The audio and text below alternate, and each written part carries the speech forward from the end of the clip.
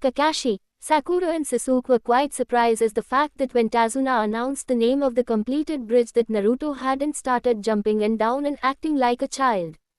Instead, Naruto seemed to shrink in on himself, blushing furiously and looking down at the ground. It was most unlike the blonde hyperactive ninja that they knew.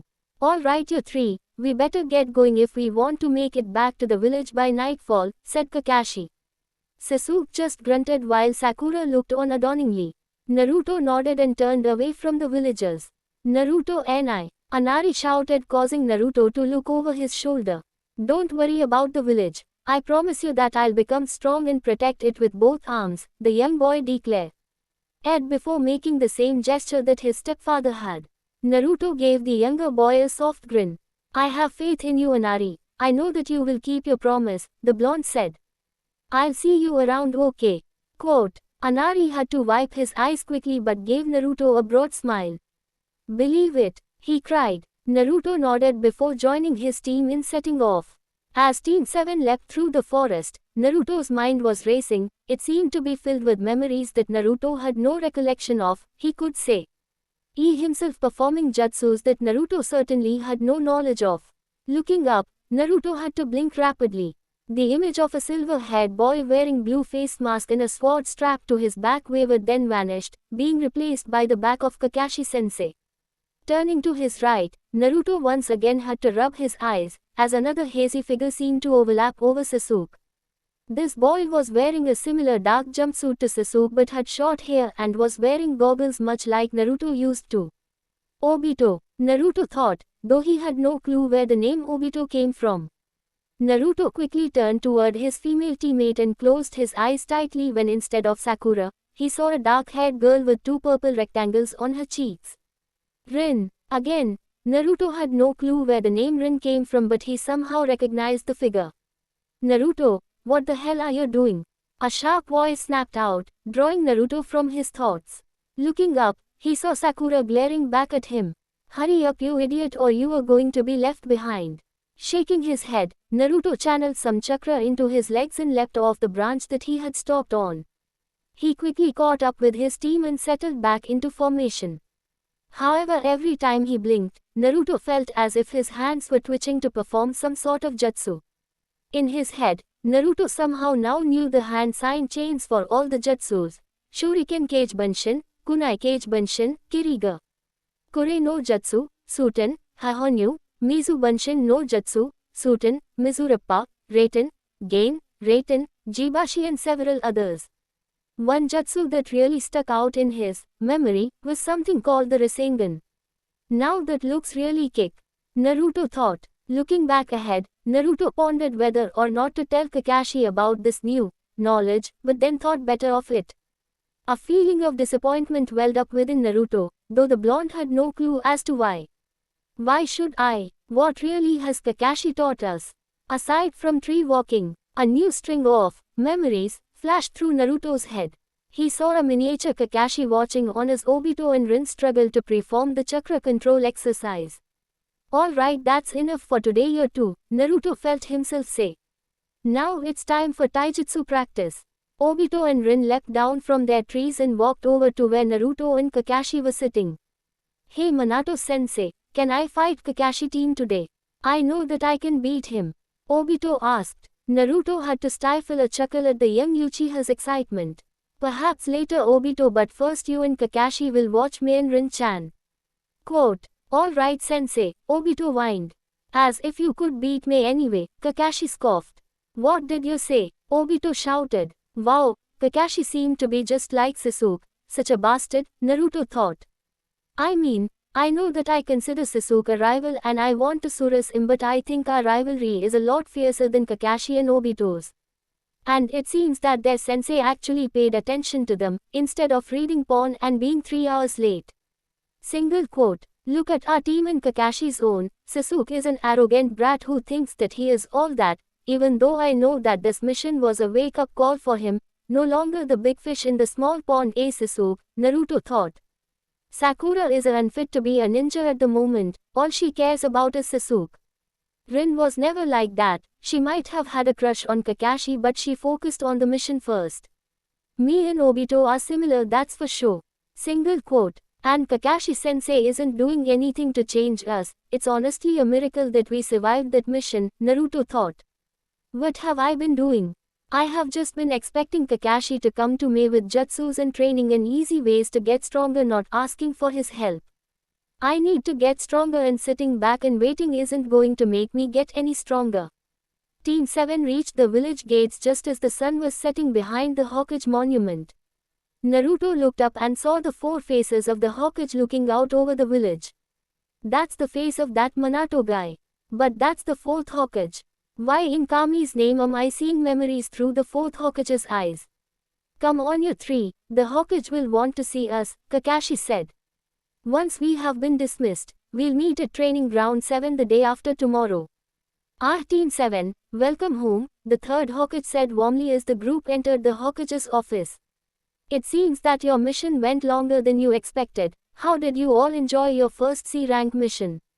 Quote. The room was awkwardly silent for a moment, as Hiruzen examined the 3 genin before him. Kakashi, your report. Herr Hokage-sama, Kakashi said. The mission to escort the bridge builder Tazuna was successful, but the client Tazuna lied about the details regarding the level of his mission. Request. Oh, explain, Hiruzen ordered. On our way to the border we were attacked by the missing and young duo known as the Demon Brothers, Kakashi said. I felt it wise to trick them into believing that they had ambushed us, to discover what their true objective was.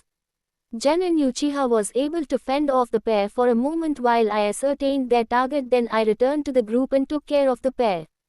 And their target was? Hiruzen asked, his voice deepening. Their target was the bridge builder Tazuna, Kakashi said. It seems that the CEO of the Gato Corporation, Gato Monji, had managed to put a stranglehold on the Wave Country. And he had hired ninja to eliminate Tazuna as the man's bridge, the only thing keeping Gato from having a true chokehold on the country. After discovering that Tazuna had lied to us about the mission parameters, I discussed the situation with my genin and then continued on with the mission. You decided to continue with a mission that was obviously outside of your genin's capabilities, Hiruzen snapped. Just the presence alone of the Demon Brothers brought the mission up to AB rank. I felt confident that I could handle what was coming, and all 3 of the genin decided to continue the mission, Kakashi said, though he could feel a bead of sweat beginning to trickle down his back at the heavy glare that his commander was giving him. Don't blame Kakashi-sensei, Gigi, Naruto piped up. We all decided to keep going and help Tazuna-san. Be that as it may, Naruto, your sensei should have known better than to continue on, Hiruzen said sharply. Continue, Hataki. Yes sir. As we reached the Wave Country, we found ourselves facing Zabuza Momochi. What? The aged Hokage's voice boomed out, causing the 3 genin to flinch and Kakashi to rub the back of his head sheepishly. With the help of Genin Uzumaki and Uchiha, I was able to defeat Zabuza, though he was able to escape with the help of his apprentice who we thought was a Kiri hunter and Nyong, Kakashi said. After recovering from chakra exhaustion, I then trained my team for a week, as I surmised that Zabuza would need at least a week to recover from his injuries. And what did you train Naruto, Sakura and Sasuke in? The Hokage asked. Tree climbing, Kakashi answered, knowing that the Hokage wouldn't be happy with that answer. And Kakashi was right. How long have you had your team, Kakashi? Hiruzen asked. 6 weeks, Kakashi answered. And you only just now have taught them tree walking, a basic chakra control exercise that all other genin know, 2 weeks outside of the academy.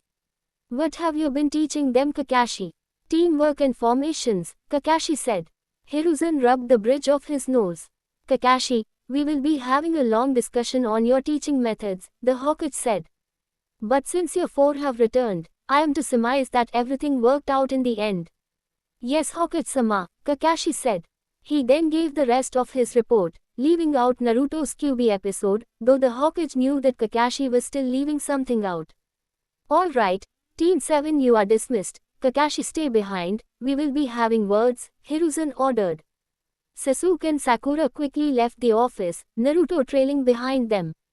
As he was leaving, Naruto looked up and saw the portraits of the former Hokage. The picture of the 4th Hokage caught Naruto's eye and made him freeze. Minato, I am sorry I took up all your time, a pained female voice filled Naruto's ears.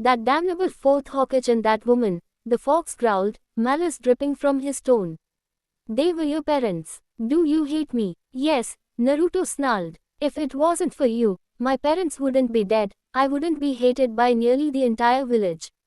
If it wasn't for you, do not blame me for your misery, boy. I smelt a chance for freedom when I was wrenched from your mother's cursed seal and I took it. If it wasn't for your damnable father or that man's Sharingan, I wouldn't be stuck inside you. Quote, you said something had changed with the seal, what did you mean? Naruto asked, filing away the fact that the QB mentioned the Sharingan as well as being sealed in his mother for later. I do not know, boy. The fox snarled, baring its fangs. I don't wish to know what goes on in you humans' head, but I no longer sense a pair of presences in the seal. I haven't since you called upon my chakra back in the wave. Quote, whatever, fox, I hope I never see you again, Naruto growled. Now how the hell do I get out of here? It's your mind, brat. You control it, figure it out for yourself, the fox snarled. Naruto glared at the fox as it receded back into the shadows of the cage. Naruto slowly opened his eyes, and saw the worn-darkened white ceiling of his bedroom. Robotically, Naruto rose from his bed, knowing that he wouldn't be able to get back to sleep. Pulling on a pair of sweats and a thin shirt, Naruto left his apartment and made his way to his favorite thinking spot. The top of the fourth Hokage's head. Naruto didn't meet a single soul on his way to the Hokage monument and felt a sense of peace wash over him as he sat down on top of the fourth Hokage's head. Why? He whispered. Why did he pick me? Minato couldn't force another family to give up their child if he wasn't willing to do the same. Hiruzen's soft voice filled with regret answered Naruto's whispered question. Naruto turned to see the elder Kage watching him. Perhaps we should continue this talk in my office. Naruto nodded and stood up and walked over to the elder Kage. Hiruzen placed a hand on Naruto's shoulder and in a swirl of leaves, the pair vanished from the top of the monument. Why didn't you tell me? Naruto asked when the duo had returned to the Hokage's office. How? Hiruzen asked. How could I tell you that you were the son of the fourth Hokage? How was I supposed to tell you that your parents were two of the greatest heroes that this village has ever or will ever? No, your parents had many enemies both in and out of the village, and I decided that it would be safer for you that no one know your heritage. Do you have any idea how much pain you've caused me, Gigi? Naruto shouted, thinking that my parents abandoned me. You would only tell me that they died fighting the fox. You were the only one in the entire village who said anything like that. Everyone else would just say that my parents abandoned me because I wasn't worthy of having parents. Quote, Naruto, who had tears streaming down his cheeks, looked up at his grandfather figure who had gone stock-still and pale-faced in anger. The young blonde could feel the beginnings of Hiruzen's ki seeping out from the older man's control. Hiruzen noticed that Naruto had stopped screaming and was now looking slightly scared. With a deep breath, Hiruzen reined in his growing anger and turned back to the young blonde that was a grandson to him. Naruto-kun, I apologize, Hiruzen said. I know that you don't wish to hear that, but that is all I can do. Naruto wiped his eyes. I know, Gigi, he muttered. I know that you did as much as you could, but it is going to take me a long time before I can even think of forgiving you or the village. For what you've all done to me. And I will never forget it either. The Sendaime Hokage felt his advanced age at the young blonde's words. I can understand why you feel that way, Naruto-kun, he said. If I was in your position, I don't think I would be able to stand up as well as you have. You are the strongest person I know, Naruto-kun. Your parents would be extremely proud of you right now. I am. Naruto nodded. Hey Gigi, do you have any idea what a chakra affinity is? That's quite an interesting change of subject, Naruto-kun, the Hokage chuckled. Why would you want to know about such an advanced subject? Normally one doesn't begin training in their affinity until they are at least a chunin. But Sasuke team can shoot those awesome fireballs and Kakashi-sensei has that sweet lightning hand thing. Hiruzen chuckled at the enthusiastic Naruto. Very well, Naruto-kun, he said. A person normally has a chakra element that they are naturally tuned toward. You know what the 5 elements are, correct? Naruto nodded. Hiruzen strode over to his desk and opened a drawer. What are you looking for? Naruto asked. Ah, here it is, Hiruzen said,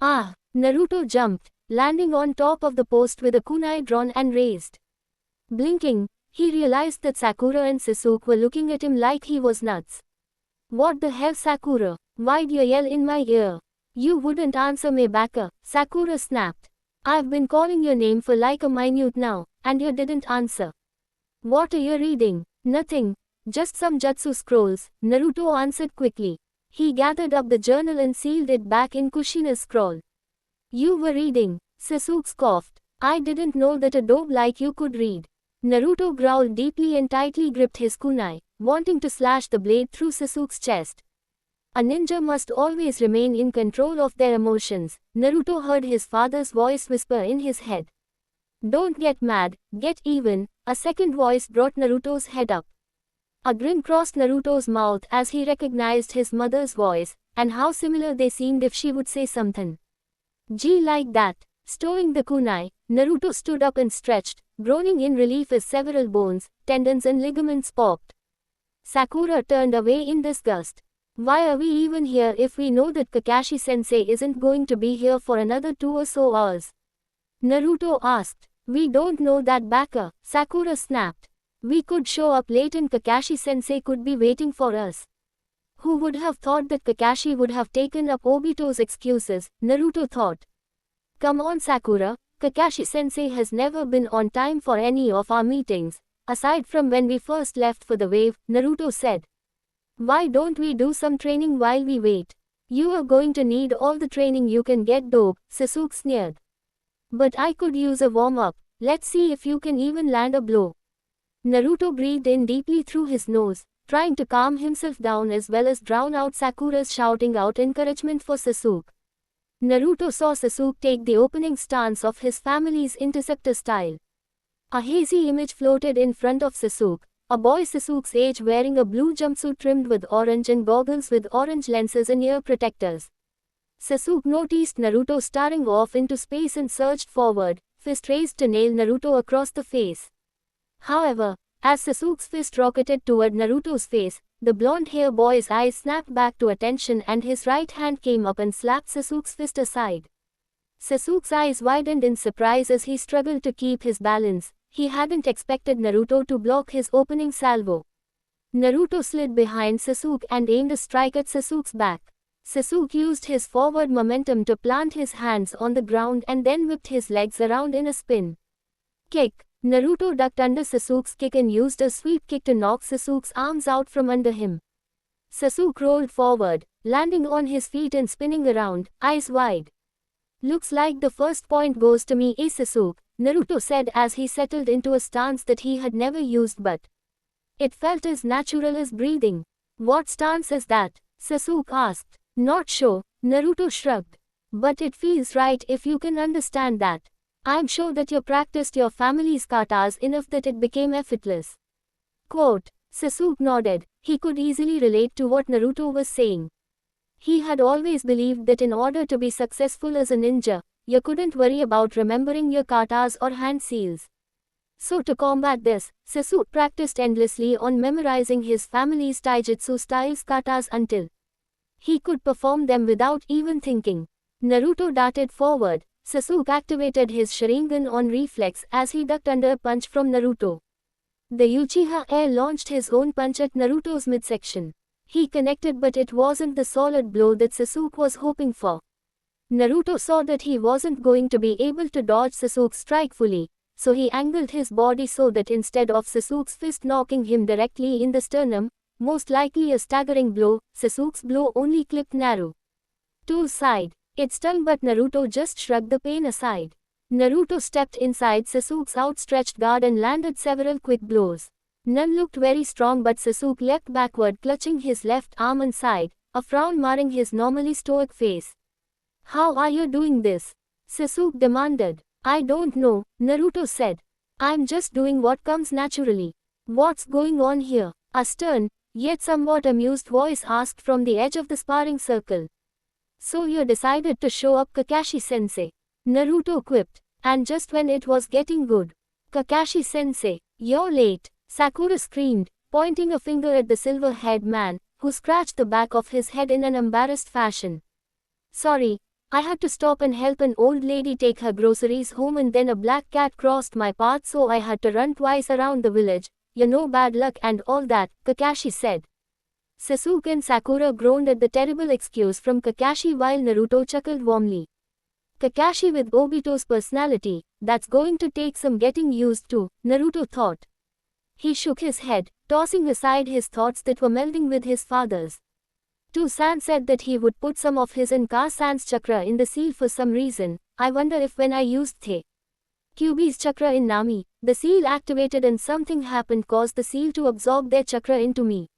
It would sort of explain why I was dreaming about my parents from their points of view, and how I have any idea what I'm talking about, Naruto thought.